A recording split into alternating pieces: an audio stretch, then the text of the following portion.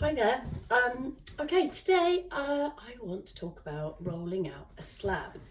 I'm sitting next to my slab roller. You can probably see it's got an old, it's like a car steering wheel or something. I had it adapted and geared so that it's easier to roll it basically, because it used to have these kind of wires that went underneath and they just kept snapping. Because to be honest, I am one of these people that I don't really look after my equipment that well because I'm very impatient. So I end up trying to do things too quickly, too fast, and straining it all. So anyway, this very clever guy ended up putting on motorbike chains and gearing it all for me to make it a lot stronger. Actually, I've had it adapted a few times. Anyway, the principle is the same whether you're using a rolling pin or a slab roller. It doesn't matter. You know, it's all about kind of going incrementally down in thickness to get a nice even slab. I use, and I sell actually as well, these kind of measuring sticks. So I go from, you've got to go from thick to thin. So I've got 9mm, 7mm, and down to 5mm if I want it really thin. So you need like a gauge. You need some way to gauge how, how low you're going to go if you're using a rolling pin or a slab roller. And also, like, I just wanted to show you, I've got all these bits of like clay that have been used, and I'm just going to show you how to get them, all together and roll them into a slab. I'm not sure if it's like a super obvious video to be doing, but then actually I think some people maybe don't know how to do it, don't know. Anyway, I thought I'd just share it with you. Something to do on a gloomy, I don't even know what day it is. I was going to say Tuesday, but I think it's actually Wednesday. Lockdown brain. Anyway, okay, so if you have got a load of scraps like this, what I tend to do, if they're really mucky like that, and all sorts of different things, what I tend to do is I kind of just squidge them into like a sausage, okay? Sometimes, it depends what they're like that one, I think I'll just kind of leave it like that because it's sort of quite flat. But I'll just pop that down there. That I'm going to make into a little sausage. I'm not really worrying about air bubbles just yet. Might need to worry about them later, but I feel like it's a really easy way to get it into like a manageable kind of shape that we can do something with. I mean, this bit's this is a bit firmer as well, actually. It doesn't matter if you're blending together bits that are a little bit firmer as well. You can add them all in, and then I'll show you how to just get it nice and even, the texture throughout. So once you've got a few sausages like that, what I tend to do is I just sort of like lay them down like that. And again, it doesn't matter if you're using a slab roller or, two sticks and a rolling pin. But what I tend to do is I'll just sort of like meld them together a little bit like that. Pat them down, stick that one in front, squidge it together quite roughly, pat it down, and it's almost like you're making a sort of jigsaw puzzle out of it. This thing, don't know what to do with that, I might just, just shove that one like that. Heel it in, and you can actually turn it over if you want as well, and you can see that it's all kind of blended on that side, but this side it looks awful. Not that it really matters, but you can sort of blend that in a little bit on that side if you want. Sometimes I don't even bother to do it on both sides. So just want it to be all nicely joined together. And also you need to think about the size slab that you actually want to roll. So if you want a square slab, start trying to make your initial pancake of clay into a bit more of a square shape. If you want a long, thin, rectangular piece of clay, start with a sausage, and roll it that way so that you end up with something quite quickly that is like a long, thin bit of clay. Okay, so you need to think about the shape that you want a little bit. It's not that important, but, every now and again I get a student that wants a long thin rectangle of clay and they end up with a big round pancake of clay because they've kind of set it out on the slab roller in a way that is going to produce that shape. Okay, so the first thing I'm going to do is put a 15mm block of wood under my slab roller, what do you call it? This part, the actual roller part. So I know that it's going to roll it down to 15 mil. So 15 mil is like a little bit lower, I'm guessing, you know, than the thickness of my big slab of clay that I've got there. Okay, so let's just push that forward like that and back again. So you can see that that's kind of flattened it out a bit. But what I want to do is just, when you do use a slab roller or you're rolling out on fabric, the clay will kind of grip onto the fabric a little bit.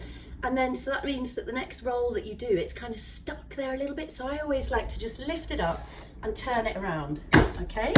Pop it back down and give it one more roll, like that. And the same thing if you're using a rolling pin, okay? Same thing. So we're gonna go from 15 mil, incrementally down.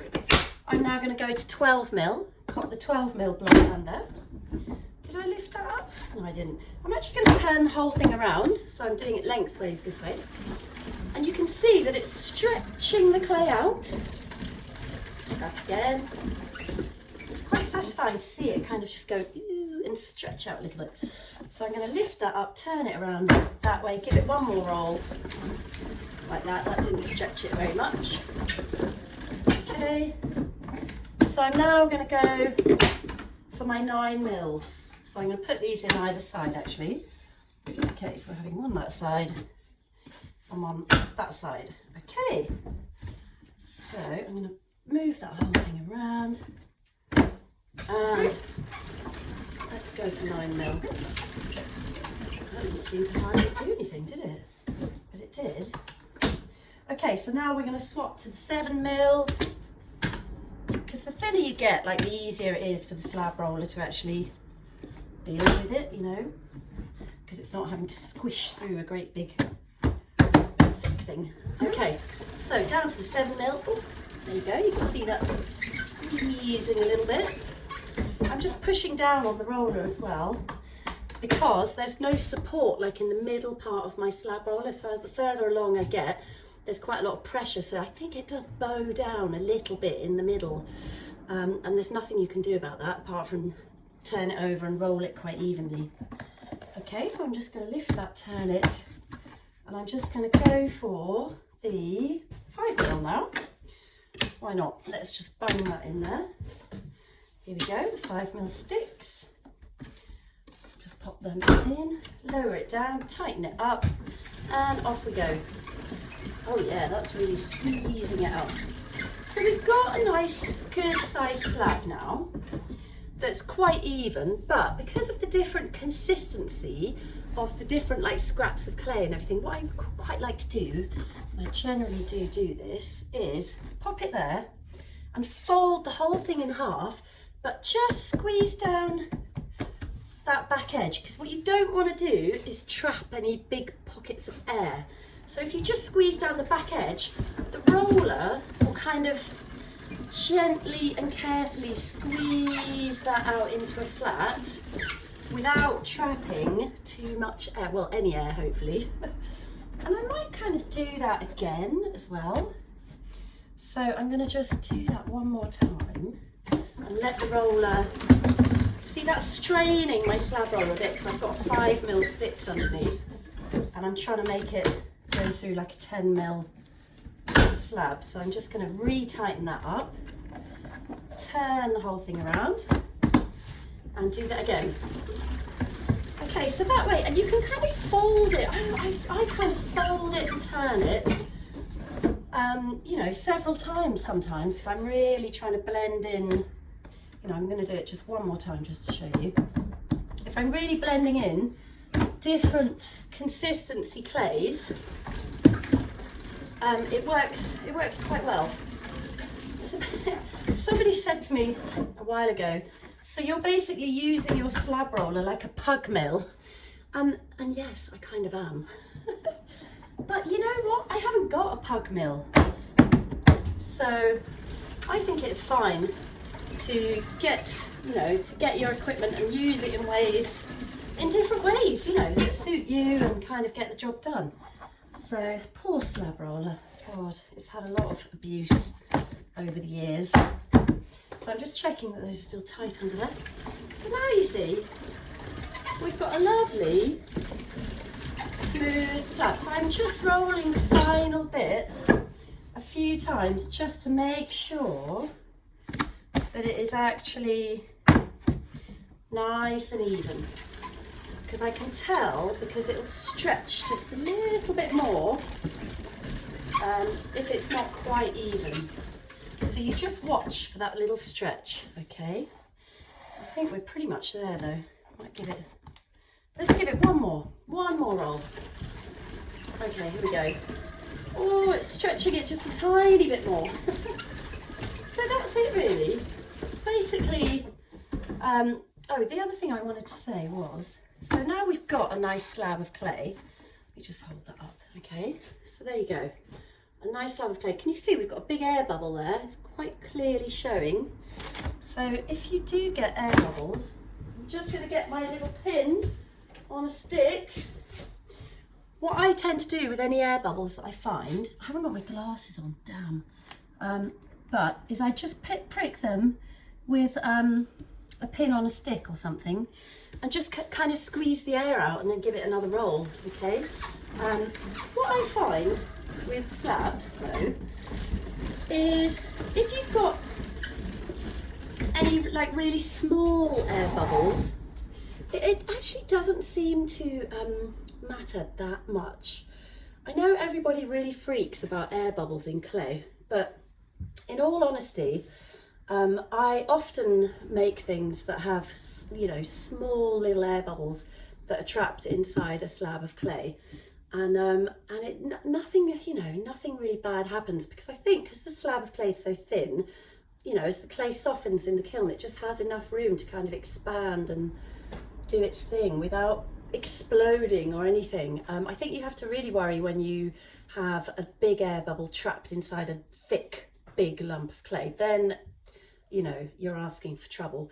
But the odd little air bubble in a thin slab of clay, in my experience, doesn't seem to really, you know, matter. I can't believe I'm saying this, but it's true. So there you go.